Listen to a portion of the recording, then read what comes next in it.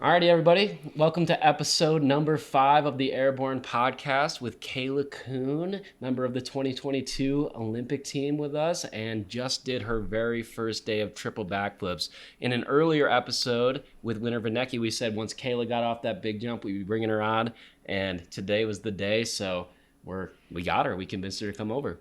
Yeah, it took some convincing and some texting back and forth, but finally got her over here for the interview, the post-triple interview where all the feelings are fresh and just happened. So, Kaila, let's dive right on in. Yeah, let's do it. Tell us how your day started off today. Well, so we had a beautiful weather day at the UOP, and I've been jumping well the past couple weeks, and so I kind of knew the triple day was coming. And I know that we kind of have a snowstorm coming up, so I was like, I think today is the day that I kind of got to do it so I can stop thinking about it, because I had originally planned to do it earlier in the season. So I talked to the boss this morning, and he kind of asked what I was thinking, because he's really left the whole plan up to me. And I just told him, I was like, I need to do it today. I can't keep thinking about it because it's been on my mind for months. So I did a couple doubles, and then, yeah, I don't think the weather or the situation could have been any better today. So I'm really happy to have hit that jump, and now hopefully I can sleep well. Yeah, hopefully. So going up to that big jump and standing at the top of the in run, looking down at that, you had a bunch of teammates up there I bet was helpful with giving you the calming words before the storm. Yeah. What was going through your mind up top right before you hopped in? Well, so our top coach, Matt, he kind of started talking to me, and he was like, do you need the fear talk? And I was like, no, I need you to run through my objectives. And so that's what we did. And we just talked about kind of my key words that help with hitting takeoffs and like hitting my better jumps. And so I was just thinking, like, I'm just going to do exactly what I did on water. I'm going to stay tight. I'm going to lean back. It's probably going to feel a little bit faster. So like, don't let it scare you. And I kind of just wanted to go as fast as I could. I didn't want to sit up there and wait. So Yeah, that's something I really noticed. Like, you turned your skis right away, which is yeah. always a good habit to have as a jumper. But I think Bud's hands were halfway up, and you were already on your way down there. So I was Yeah. like, all right, here we go. Let's watch it. And I would say that from a safety standpoint, it was one of the better first triples, guy or girl, I've ever seen. Like, you came off the jump beautifully, had control the whole way. Feet first touching down. Didn't stick the first one, and still kind of waiting for that first stick. But as far as being safe, and it was definitely one of the smoother first ones I ever saw. So, I mean, do you Thank remember you. the jump well? Yeah, I do. And, I was talking to Justin, one of my teammates, earlier today, and he was like, do you remember it? Because I didn't remember mine. I was like, yeah, I remember it. I remember the fear. I remember the feeling. And after that, it was just pretty easy to go hit some more takeoffs. Like, the fear declined a ton after that. So Did you have that moment that I've talked to you about where it's like you're in the table or like the first transition and you like stand up and you're looking at the jump and you're like, oh yeah, I remember how to do this. yeah, and I really didn't expect that to happen, because I didn't even really feel like I remembered how to do triples because it's been so long. And, even standing at the top of our in run and seeing the water amps was a helpful visualization tool for me. And, at the top of the in run, I was probably more calm than I have been like the past couple days just thinking about it. But yeah, as soon as I stood up in the table, it was like, oh yeah, like I remember how to do this, and the speed, everybody talks about, okay, you're going to feel a lot faster, but I didn't even really notice it. It's like, okay, like this is just normal for triples. And Well, and I don't know how much it is speed. I think it is distance is the big difference on snow, and sometimes people maybe get those two confused where because, the water ramp in run is steeper and you kind of pick up your speed a little quicker. I think we start closer to the jump. Yeah. And then on snow, you start a little farther away. It just takes you a little longer to gain that speed up. But let's take a step back and go back to the beginning of the season, because you're 20 years old and this is obviously a really big step for you to take and very early in your career, but you kind of pushed for it from the summertime and doing all those triples. And then, I think it would be fair to say that you kind of expected to do it a little earlier in the season. And so with that, it kind of builds up. So why don't you talk about like, how was it? Do you wish you'd gotten it done earlier in the season? Are you happy that you were able to do it on the home site and such a sunny, like beautiful day, like you said today? Or how are you feeling about it now that you can kind of look back at how everything unfolded? Yeah, well, in the summer, Vlad and I weren't even sure that I would be doing triples on snow this year. It was just kind of a, hey, we're going to do a camp of triples, see how they go, and then we'll decide, like, if they're good and you're progressing well, like, let's do more numbers, let's try to do them on snow. And so throughout the summer, we ended up doing a ton of numbers. I think I did over 250 triples this year. And so coming into Ruka, like our plan A was for me to do triples and compete triples there. And, you know, beginning of the season, getting up to DD fast is always really challenging for everybody. I mean, especially for guys getting up to triples and Girls getting up for girls triples this now. year, you yeah. know? And, you know, I really fully expected to do triples there. And then there were a couple setbacks. There were some kind of iffy weather days and, you know, Power going out. And, you know, I like was dealing with a minor injury there. And, you know, it was really inspiring for me to see Winter go off the triple so quickly there, because that's really challenging even for the guys to do. So for Winter to do that was really cool. And then Marion also went off the triple there, and you know, it kind of, I was like getting a little envious. I was like, oh, they're like, they got over that fear hump, and I'm still like sitting in my bed sweating thinking about it. And so, you know, we didn't end up doing any triples there, which was frustrating in the moment. But I think for me, being patient and really waiting for my doubles to be really good and for the weather to be perfect and to not have any stress of competitions coming up next week really allowed for like my triples to be like the easiest they could have. So, And like we've said, I feel like, as you touched on, today was a perfect day at the OP. It's what we've been telling you and Connor, because another one of our teammates has yet to hit the triple but is intending to. And I've told you and him that the OP was going to be perfect when we did. The jump was going to be dope. The site was going to be nice. Landing hill was going to be chopped to how we wanted it. Wind was going to be really chill, and it was going to be a nice bluebird day out. And that was exactly, I feel like, what you got. And you executed. You went out there and put it down. Well, and I think one thing to touch on would be like you're making this step so early in your career, right? Earlier than a lot of people do. Like even Winter, she's been doing doubles on snow for close to a decade, you know, at that point, and maybe didn't get pushed by her coaches to make that, you know, push as early in her career. And Vlad obviously has a lot of belief in you and a lot of faith in you, and that's, you know, that's why you're doing what you're doing. But doing them early in the year, obviously, if Ruka had been better weather, right? It had been like it was interesting because Winter was very gung-ho to hit the triple from day one, right. But she ended up only making it by like a day because of those things that took training away from us. So like if she'd done it maybe a day or two later, it might not have happened until like a day like today. Yeah. So sometimes the line can be really, you know, you think you're going so fast, and then all of a sudden it's like she barely made it by the end of that because that camp is so short. And I think that there's some inherent dangers in that. Like obviously it worked out well for her and she had good success. And then Marianne unfortunately took a crash and she had to miss an event after the Ruka World Cup. And we're obviously hoping that she's healing up and we'll see her at the next event in Deer Valley. But it just kind of shows that there's no perfect time to do triples, but getting back on your home site, doing it on a sunny bluebird day, right? It does kind of let you control some of those things, right? Where you're not doing it on the road, in the dark, in bad weather, you know? And with you being so early in your career, I think as a veteran athlete, I think it was calculated, it was well done, and the proof was in the pudding today with how easily you went off that jump. Absolutely, and I agree. And, you know, Vlad and I had a conversation at the beginning of the year where the goal for this year was just to get off of the triple and get some numbers in, and it was okay if it was later because the goal is to gain experience over the next couple of years, so then when it comes to the Olympics, I'll have had a couple of years of experience under my belt.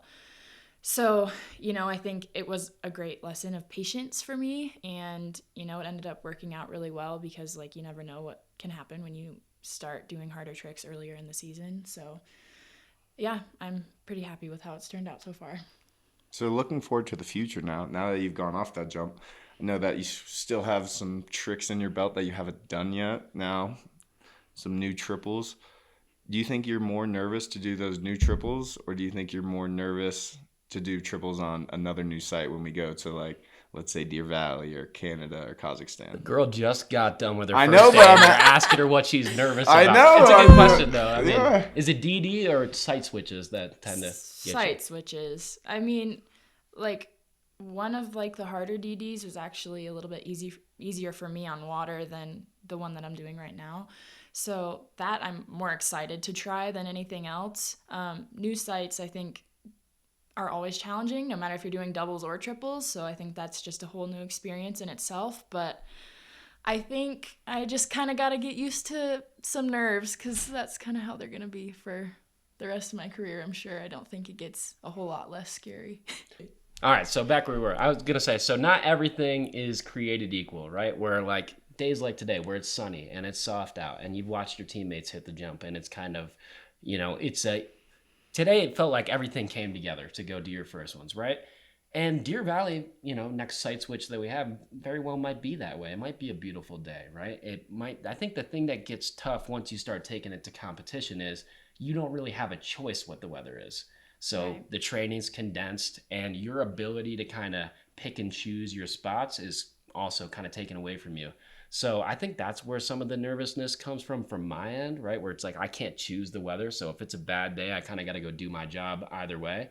But I think you're in a great position where the next month you can just train, right? And just get some numbers off it, go have fun, flop off the jump every day, push the DD. And having 20 days of training leading up into an event is a hell of a lot different than having 10 to start the season and then, Right. going into an event. So I think you're in a great position. And I think the DD, you don't do late tuck. So you Right. doing late tuck full, it's not a normal trick for you. But do you feel like late full is going to be the trick that you enjoy doing more often? I think so. I mean, I enjoyed it a lot more on water, and I did the most of those on water. So I'm mostly just excited to start landing some jumps and then moving up in DD, doing some layful fulls, and hopefully putting them to my feet. And I'm really excited to hopefully start competing these pretty soon, because I'm sick of being hindered by DD. Well, you've definitely had your fair share of fourth places in your career and fifth places. And the one thing about the triple that's a big difference is that will change. Either you will get sixth place or you'll get, first or second. So, Right. It's kind of feast or famine, where with the DD, you're either going to feast and, get up on the top of the podium or not. But I've always felt more comfortable with that myself. Oh, absolutely. And I'd rather take the risk and, risk, not doing well, and then play it safe. And There's a reason there's the saying, go big or go home. Let's put it that Yep. way. So you did 4 triples today? Yep. Didn't land any technically. Still safe right there in the zone. What are you most excited about going forward? Are you most excited about landing, hitting more takeoffs, just getting more jumps underneath your belt? What are you looking forward to next? I mean, I think gaining experience is like the biggest thing I need to do right now. And, I think the hardest part for me is going to be nailing my landings. So that's, I think, the biggest thing I'm looking forward to is just to start landing these. I think it'll be really satisfying. After doing so many on water, it's really fun and exciting doing triples on water, but you don't get that same exciting feeling of landing a jump like you do on snow. So I think that's what I'm mostly looking forward to. The feeling of absolutely stomping the piss out of a triple. Yeah. Which is easier said than done. I think you got that little taste of that today where it's like you were right there. All 4 of them, they were right there for you. And just how quick it gets taken away from you. It's fast. Yeah. And you're coming into the landing hill so much faster from so much higher. It's just a timing thing I kind of got to figure out. But now I kind of know what to expect. So we'll see if I can make those changes. Most definitely. There's definitely an adjustment period between moving up from the double to being out there like year 3 or year 4 and just knowing that's like, oh, I got to go do this. I got to go do that. Like definitely that first month and a half, you're always like, all right, boots, the Yeah. bindings were good, everything's good, do my visualizations, let's go. Where it's, you get a few more years in, it's like, yeah, I'm good, all right, let's Yeah, go. we're fine. So I got a question for you. It's kind of a unique one, but I've always thought this was interesting. After you have a really big day in your career, whether it's a great result or a new trick like you did today, who was the first person you called that wasn't here after the session to let them know that you did it? My parents. And they're proud of you. So what was it like? I mean, they know that it's kind of been something that's been hanging over my head for a while. So they were super excited for me and really proud of me. I mean, they're my biggest supporters. So, they, I think, are most excited that I'm actually going to sleep well and I have less anxiety about it all now. So, yeah, I mean, they're really proud of me and I couldn't be more thankful to have them as my support system. So. Well, you just made me speechless with that. Yeah, I know. I mean, I feel like I got to call my mom now. Yeah, everybody go call their mom. Yeah. Mom, Dad, if you're listening to this, I need to call you more. But yeah, looking forward to the rest of the season. Supposed to be doing triples on all the new sites, which that will be another adjustment period, moving up to the DD faster, because that's always something that we deal with at each site. It's like, oh, do we go up day one? Do we do this? Do we do that? Right. So that's a level of how you can play the aerials day. So are you looking forward to that? Yeah, I think it's something we're just going to have to mess around with, and this is the year to do it. I mean, we don't have an Olympics this year or a World Championship, so it's really the time to do new DD and new tricks and kind of play around with how you're advancing up to new tricks. And so, I mean, I'm excited to play around with it, see what works for me, because I know it's kind of different for everybody. And something I kind of have to work on is just knowing that my path is not going to be the same as everybody else's. So kind of working on my own pace is one of my biggest goals. Shoot, I'm still working on that. Last competition in China, Chris and I typically have a very similar jump plan, double in, daddy, double in, and then it kind of switched up in China where I was going double in, and then 5, and you were going double in, daddy, double in. And I was like, whoa, we don't got the same jump plan, and there's just different plans, different mindsets, and and I think just push. Sometimes there, like you said, there's times to push DD, and then there's other times to focus on execution. And we were just in a different place in China, where you really wanted to push and get that experience on 5 twists and kind of get it out of the way, so you didn't have to wait so long. And then also, hopefully, you were in 7th, so just off, but get the opportunity to throw that first one in comp. It was crazy weather in China, so I was really focusing more on keeping my eye on the ball and trying to stay close to Pyramid. And unfortunately, he ended up taking the win from me in China, and I got 2nd. So it didn't 100% work out, but feeling in a good position. So with that in mind, Deer Valley is our next event. It's our home event. Mm-hmm. For you, Kaila, what is a successful Deer Valley World Cup when you're trying to do your first triples in competition? Is it just doing them? Is it putting one onto your feet? Is it, getting the W? There are no wrong answers, but what's a successful event? A successful event for me is competing triples for the first time, competing them well, and wherever that lands me, I'll be happy with. I want to do my best jumps, and if it wins, great. If it gets 6th, great. That's kind of what I'm rolling with this year. Well, I very highly doubt your best jump will get 6th, but...